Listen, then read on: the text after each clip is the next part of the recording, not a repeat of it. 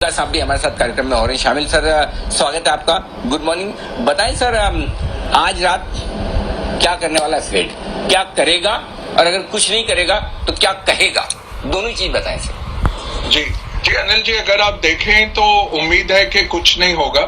Basically accommodative stance रहेगा और यही कहेंगे कि हमने सोचना भी शुरू नहीं किया सोचने के बारे में, टेपर हटाने के, थिंकिंग अबाउट रिमूविंग टेपर जो कहते हैं। पिछली बारी की बैठक देखें, हर तिमाही की बैठक में ये डॉट प्लॉट देते हैं जो कि अगले कुछ वर्षों का इंटरेस्ट रेट दिखाता है, इन्फ्लेशन दिखाता है और ग्रोथ कहाँ वो देख रहे हैं। तो इस पे मार्केट का फोकस रहेगा। जैसे आज सवेरे की कमेंट्री में आपने कहा अनिल जी, मार्केट किस तरफ जाएगा ये कहना मुश्किल है क्योंकि बहुत चीजें निर्भर करती हैं। आज बाइडेन का पुतिन के साथ भी मीटिंग है। दूसरा, अभी पिछले हफ्ते से आज के दिन के बीच में अगर आप देखें, ईसीबी की बैठक हुई जहां उन्होंने कहा कि हम बिल्कुल कम नहीं करेंगे, बॉन्ड बाइंग हम बढ़ा रहे हैं, जो मार्केट्स को बहुत प्रोत्साहित किया।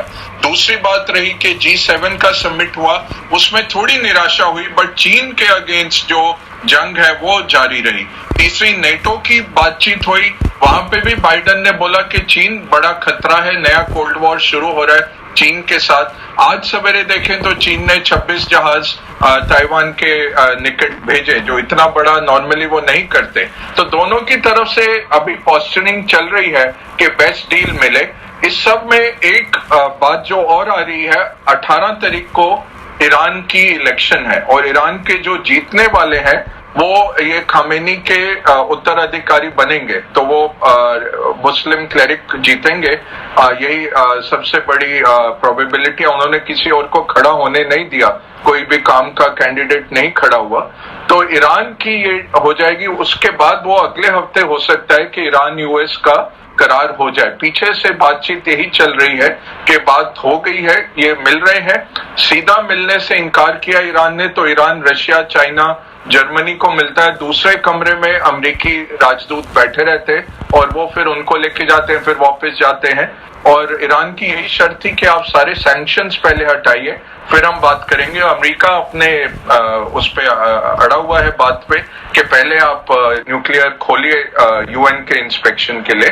तो लगता है अगले हफ्ते नई सरकार के साथ ईरान की ऑयल मार्केट में करार आ सकता है। उससे हो सकता है डिमांड और सप्लाई में थोड़ा सा बेटर बैलेंस हो जाए, जिस तरह से ऑयल बढ़ रहा है। फेड नॉन इवेंट है, फेड में यही देखना पड़ेगा प्रेस कॉन्फ्रेंस में क्या कहते हैं। ज्यादातर इकोनॉमिस्ट यही कह रहे हैं अनिल जी कि कुछ होगा नहीं आज और ना अभी कुछ होगा, क्योंकि जैक्सन होल में जो इनकी मीटिंग है अगस्त में, वो काफी बड़ी मीटिंग रहती है। वहां पे शायद ये कहेंगे कि अगले साल से हम टेपरिंग शुरू करेंगे और फिर जनवरी में थोड़ा बॉन्ड बाइंग कम करेंगे। वो भी 1 साल लग जाएगा उसको कम करते हुए।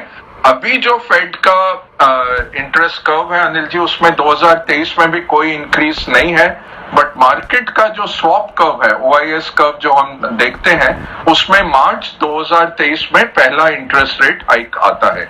और इन्फ्लेशन पे बहुत पैनी नजर रहेगी।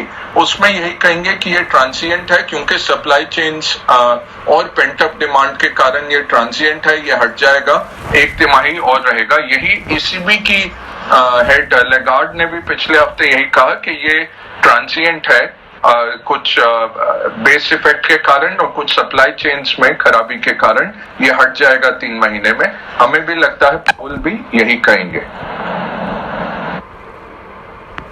तो ये है आज के लिए, कोई बड़ा एक्शन फेड की तरफ से होगा नहीं और कमेंट्री भी ऐसी नहीं होगी जो कि बाजार के मूड माहौल को खराब कर पाए। चाइना ने आज रिजर्व्स खोलने की बात कही है, जिसकी वजह से मेटल्स पर दबाव आया। उस पर भी एक राय जरूर लेंगे हम बग्गा साहब से, लेकिन उससे पहले आइए जल्दी से जैन साहब से ले लेते हैं उनके